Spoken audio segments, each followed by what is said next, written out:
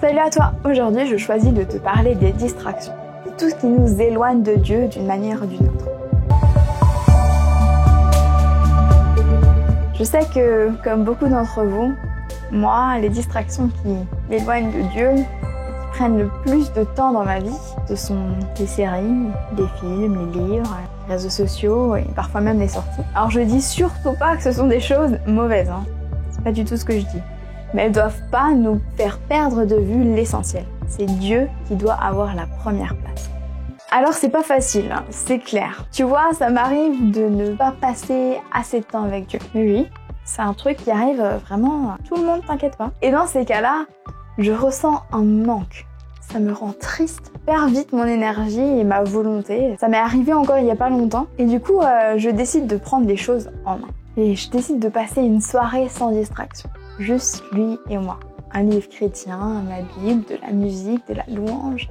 Et un moment en prière, tout ça. Alors déjà, ça me fait un bien fou, comme si je reprenais vie. Et en plus, je sais qu'à chaque fois que je passe un moment comme ça avec Dieu, où je me sens à nouveau près de Dieu et de lui, je suis tentée par Satan. Alors je sais que ça lui plaît pas, il fait tout en son pouvoir pour m'éloigner de la source de ma force, la source de ma joie.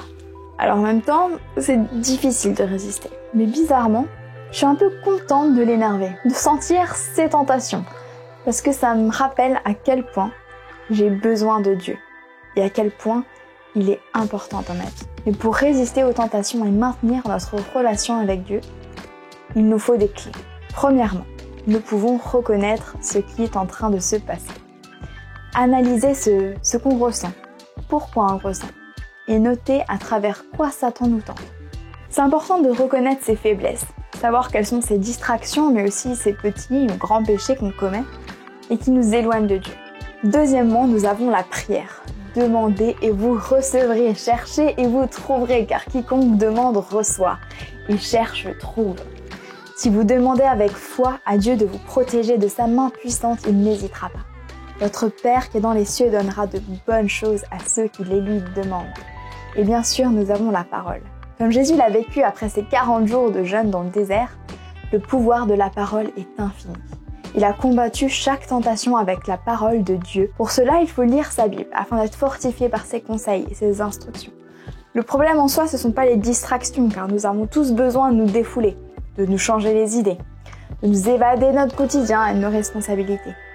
Dieu, il n'est pas contre ces choses. Il a lui-même accepté des invitations à des mariages, à des fêtes. Durant ses voyages, il a pris le temps de jouer avec les enfants ou de dîner chez des amis.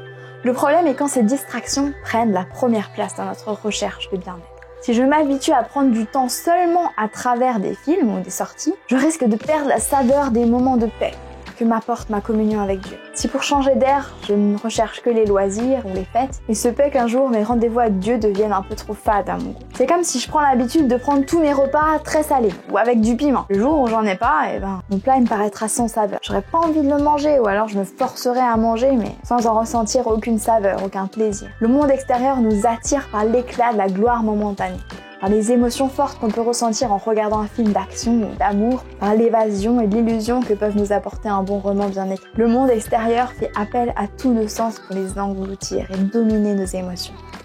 Ce qui est contradictoire avec Dieu, qui nous appelle avec douceur et qui veut nous offrir une vie non pas dominée par nos sens ni nos émotions, mais par un choix raisonné, conscient. Ça peut paraître moins attirant de prime abord, mais la joie ressentie après une fête ou un ciné ne va pas durer. Tandis que la joie trouvée dans un moment d'adoration à Dieu va contribuer à notre bien-être durablement. Merci d'avoir regardé la vidéo jusqu'au bout, n'hésite pas à lâcher un commentaire, mets un like, abonne-toi et partage avec tes amis. Bye!